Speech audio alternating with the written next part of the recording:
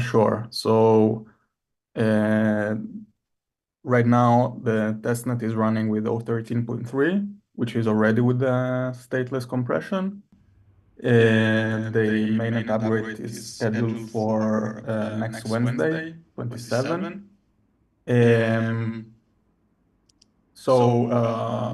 Just let me remind people that are running a Juno node to upgrade. And yeah, apart from that, there are no changes that are relevant to the nodes. It just as you already said, the stateless compression and discounts on data gas. For the next version of 13.4, so Caro native integration is still ongoing. It's going quite good. So we expect it to enter, and the dates are still TBD, but yeah, we remain with the estimate of end of year, beginning of next year for integration. Yeah, that's pretty much it. Thanks, Leo. Any questions from the team before we move on? Nikolai, maybe? No questions from me. Okay. This is known to us already. Okay. So let us move to the agenda item 2, which is moving to client implementations. And let's hear from each team briefly. So, Pathfinder team, if you can start with the pre-release status. By pre-release status, you mean the JSON RPC 08 support? Oh, yes. We still haven't released Pathfinder version with preliminary support for the new release candidate of JSON RPC, but we are planning to do so this week.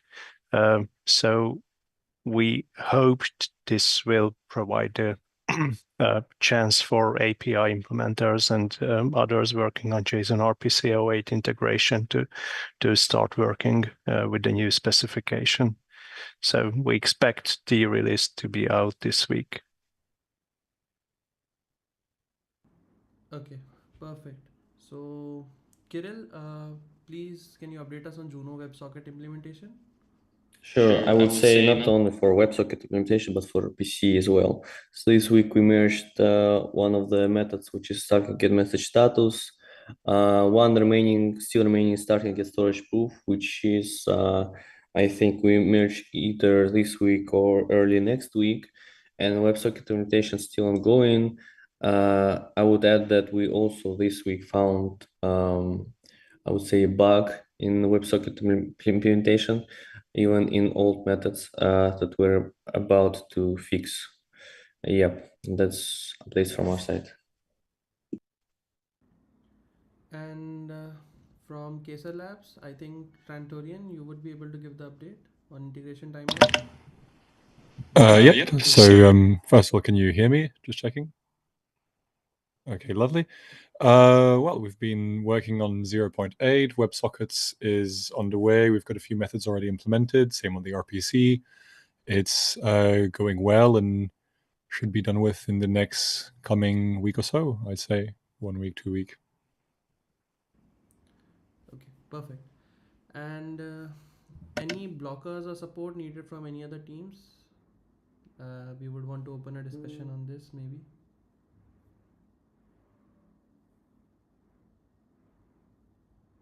Yeah, Kirill? Yeah, I have a question. Do we have somewhere WebSocket test for upcoming WebSocket endpoints or newer PC endpoints somewhere? Maybe some testing framework that you guys using?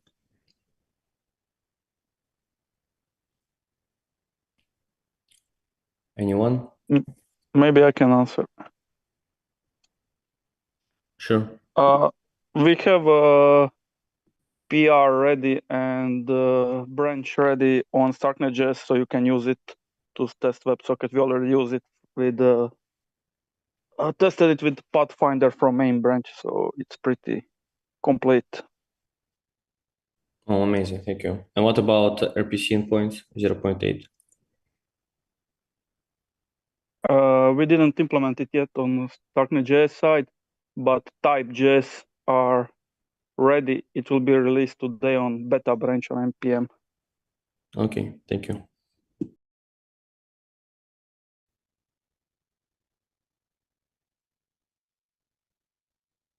Not available today? Or Yes, else I'm here. Okay, so hi Shahak, sorry. So Hi. Shahak, could you walk us through the latest on P2P network architecture, like specifically interested in the Kademila networks implementation plan and the current state of cross-client syncs?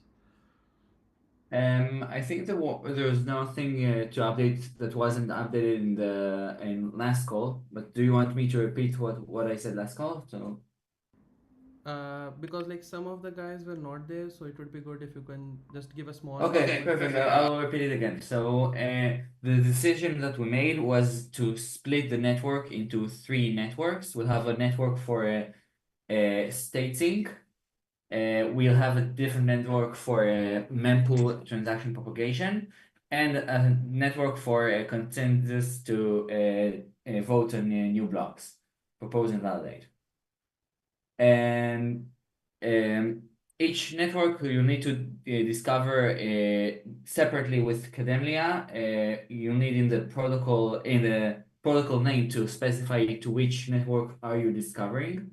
So and the plan is that a node that does sequencing, for example, because it needs to participate both in consensus and state sync, it will have 2 ports that each of them will connect to the different networks.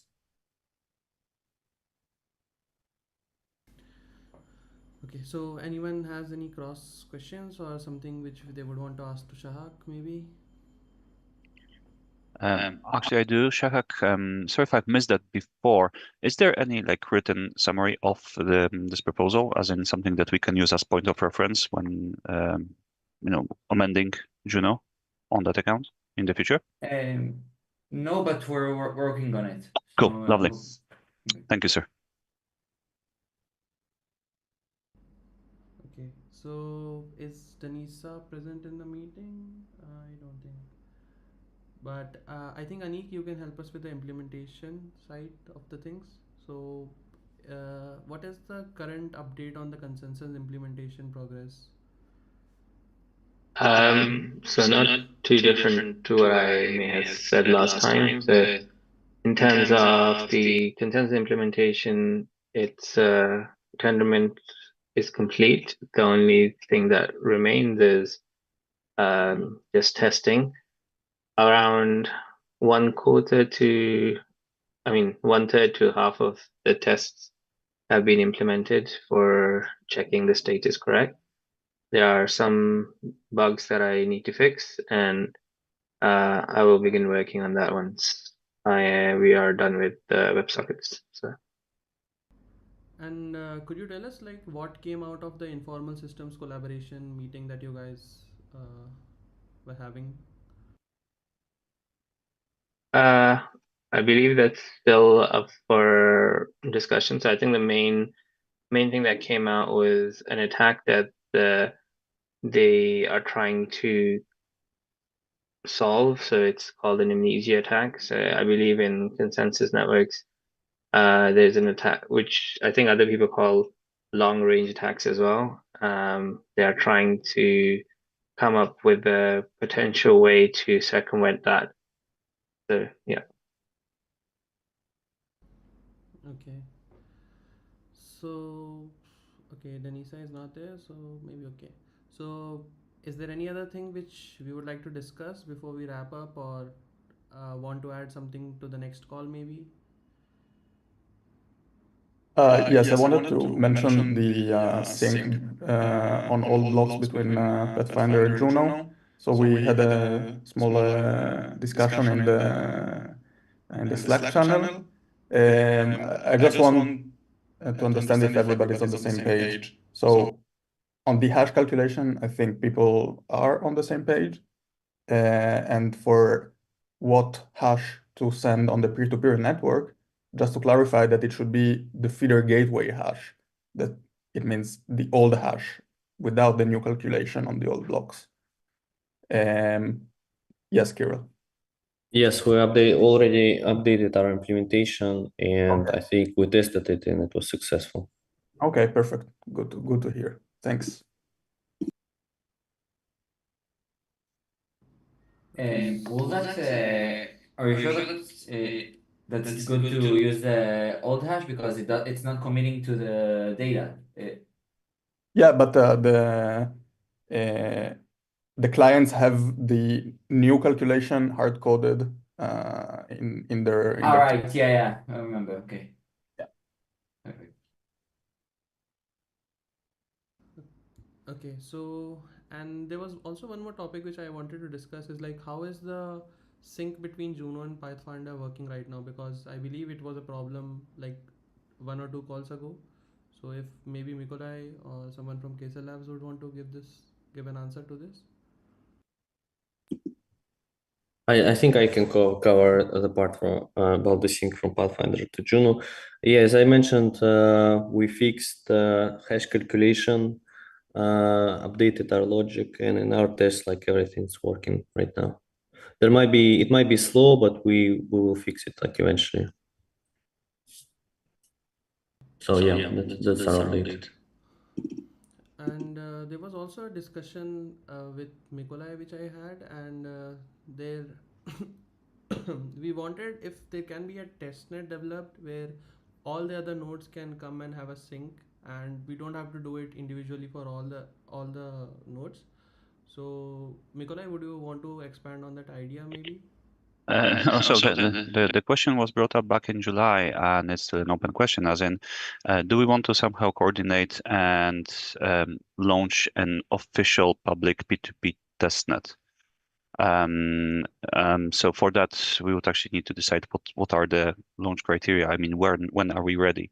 So, for example, I see that as necessary for at least two different client implementations to be correctly and reliably syncing between each other. We are, aligning on this and converging right now. Do we feel it is enough to launch this kind of a public testnet with two node implementations, or do we want more?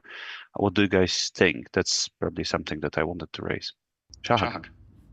Yes, I wanted to ask if you want this network to be public or private. Like we can have like a whitelist with only the nodes that we know of can connect, and there is maybe an issue where that this network will be attacked, and our nodes aren't developed enough to handle attacks. So that is a very, very valid question, Shahak. So I feel like this is something that we also would need to align on, i.e., do we want to start with a private one somehow, and how we do it? How do we coordinate this? Yeah, point taken. What do other guys think? Chantorian? Yep. First of all, on the regard of like further node P2P developments, Madara is working its P2P development right now. Sadly, this is mostly Shudan working on it right now. He's not available, same as Antiro, so I can't speak too much to that. In regards to deploying the networks, I think even if there's risks of potential attacks, that might actually be an advantage. Like, it seems like a good stress testing environment to, well, find remediations to these potential vulnerabilities. I agree, but the question is, are we ready for that yet? Because I would say like start with a private network and then a month later make it a public or something like that. That's my idea. So when do you think, based on the private network sort of performance, when would we say that we are ready to open it to public? If we, for example, have n number of nodes of, for example, 3 different implementations running together and syncing reliably for, let's say, 2 weeks, is this a good enough criteria to open it to the public? I'm thinking of like about this kind of criteria set so that we can align and actually work towards them. Do we want to maybe implement our own malicious peers and run them inside the private network before we make it public? Very good question. But it will take time, so I'm not sure. Yeah, well, exactly that. So, Jens, I guess my purpose was to reopen the discussion because we are now converging on at least 2 implementations, Pathfinder and Juno. So I mean, they seem to be quite collaborating well between each other, or we are getting there. Can I then propose, and I'm happy to actually open or reiterate this discussion between us async, not on this call, obviously, and we can put together a draft of this criteria. For example, we can decide and align, do we want to play malicious scenarios as well internally or privately or not? And so we can open this for voting and we can align and execute to what we've aligned on. Is that okay? I mean, are you guys okay with me raising a draft of that? Cool. Yeah, sounds like a good idea. Thank you. Okay, so I guess point closed. That's for another mind to take away. Okay. So I think like we have covered all the points on our agenda. So before we wrap up, does anyone have any other business to discuss? Because we still have 10 minutes. Okay. Yes, Anik. Hi guys, I just wanted to mainly ask the other teams as to how they manage their updates for new networks. So I think Juno for quite some time had this check whereby we would reject blocks given if a network has been updated, and we haven't really added support for it. And this was mainly for making sure our DB is not corrupted. And I know that now Starknet releases are a little less common than before. So we are considering how to remove this, and just wanted to know what other teams do. Do they just rely upon the coordination to make sure that the clients are ready, or do they have some form of checks also in your clients whereby you kind of make sure that your DBs are potentially not corrupted?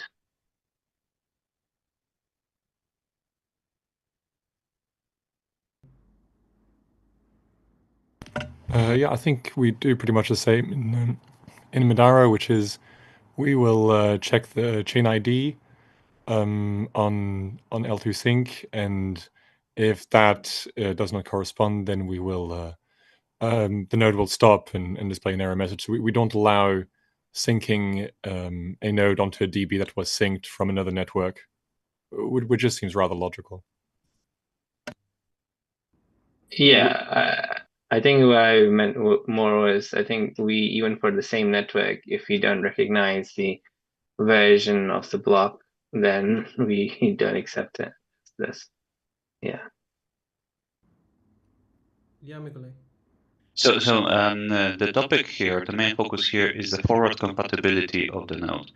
And well, we've actually faced this particular scenario right now with the current Starknet upgrade, which is actually quite disturbing to the node operators, right? At the moment, I mean, so far until now, Juno was assuming no forward compatibility, as in when you run Juno for in version A against Starknet version X, and Starknet version X advances to the next version, X+1, Juno will not operate properly.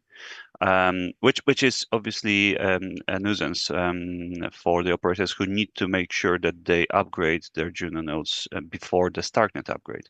So as far as we are aware, Pathfinder does not have this kind of explicit limitation, which makes Pathfinder easier to operate and sort of more future-proof and forward compatible. So this forward compatibility principle is something that we want to also implement in Juno, which will take some coordination on our end and actually some more testing probably. But it seems like as valid as Anika said, seems valid in the current state of Starknet, which is sort of more stable from release to release. So the question was about that, right? So the question was about the principle of forward compatibility in the nodes and how do you guys approach this? So we know that Pathfinder is forward compatible by principle. What you've explained, Centurion, on Madara, does this include forward compatibility on the same network, but for subsequent upgrades of the network or not? Just to clarify. Yeah, right now in its current state, Madara is not forward compatible in that sense. It's possible that changes to Madara change the DB, and we don't have any migration strategies at the moment. That's the main breakage that's possible. So operators have to resync. We're actually working on a solution to that, which is rather simple but allows for DB updates, which is just running a non-synchronizing Madara feeder gateway from which a new DB is synchronized locally while trusting the state root, which allows for like rapid transition of an existing DB to a new database format or any other modification really. So we're looking into ways to accelerate node synchronization, but there isn't any existing mechanism for that at the moment. Understood. Thank you, sir. Christian? Yeah. So I just wanted to add that, as you've correctly pointed out, there is no explicit check in Pathfinder that would make forward compatibility impossible. But this doesn't mean that Pathfinder will automatically just work with future Starknet releases, because we do check the feeder gateway responses. And it's a fairly strict check. So if anything shows up that we don't expect in the feeder gateway response, then syncing will just stop. And so this is pretty much our safety mechanism for not losing data by not storing certain parts of feeder gateway responses. This pretty much means that some upgrades will be we will be able to handle without any changes to Pathfinder. But I think up to now, most of the actual Starknet upgrades were of the kind where you did have to make at least minor changes to code, like if the feeder gateway response schema changes, that's an obvious blocker. And in most past releases, there were changes into fee computation as well. So we absolutely had to add support even for minor releases like 0.13.2.1. So yeah, Pathfinder in theory does nothing that would explicitly prevent forward compatibility, but most of the time it just won't work that way. Gotcha. Thank you so much for the explanation. Anik? Yeah, thanks for that. I just curious to understand what kind of checks do you do from feeder gateway? Because on our side, we just completely trust it. And then if there's ever any unmarshalling issues, we may miss some data. So just wondering what that might be. So for most responses, we don't allow properties into JSON response that we don't know of. I think that's pretty much our safety measure. I mean that certainly doesn't rule out things where the semantic meaning of some already existing field changes, but at least up to now, in most Starknet upgrades, there were at least some new fields added where the schema changed. So that's it. We also validate some of the values, of course, like we do recompute checksums and commitments and so on, which we do check in the response. So if there's a change in one of the commitment algorithms that are used on Starknet, that will also lead to sync stopping. Anik? Yeah, I see. So, yeah, we do the commitment checks as well. I think I was just more wondering about if a new field's been added, because in Golang, if you try to convert from JSON to Go types and the types that you have declared is just, and it doesn't know about it, then it will just ignore it and it will still give you the new, it will still give you whatever it recognized.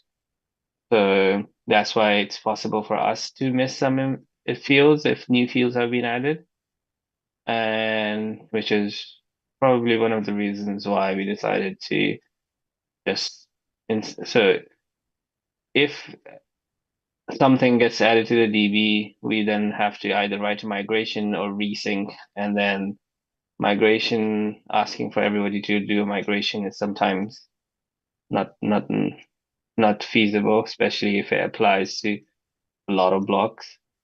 So yeah, which is why we had that check. So we're working on something that would be a middle ground, and yeah. Well, thanks for that. Okay, so I guess we are close to the time as well. So okay, so great work everyone. So the quick reminder that our next There's a quick question from Wojtek. I just wanted to share that we created the P2P sync dashboard compatibility, so I can just drop it and share with you. It's like a demo for now, but So this is the track record of the cross-client P2P syncing testing that we run on our site. Is that right, Wojtek? yep, exactly. Feel free to just look and chase us on that, and we hope to be adding other client implementations apart from Juno and Pathfinder to it soon.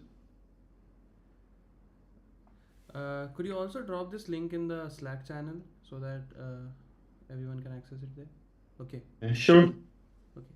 So great work everyone, and quick reminder that our next call will be on December 5th at 12 p.m. UTC.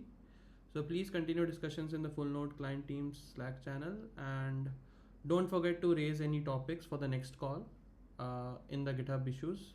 So thank you all for your time and contributions today. We had a great discussion, and have a rest of your day. Great rest of your day. Bye guys. Thanks. Bye. Cheers.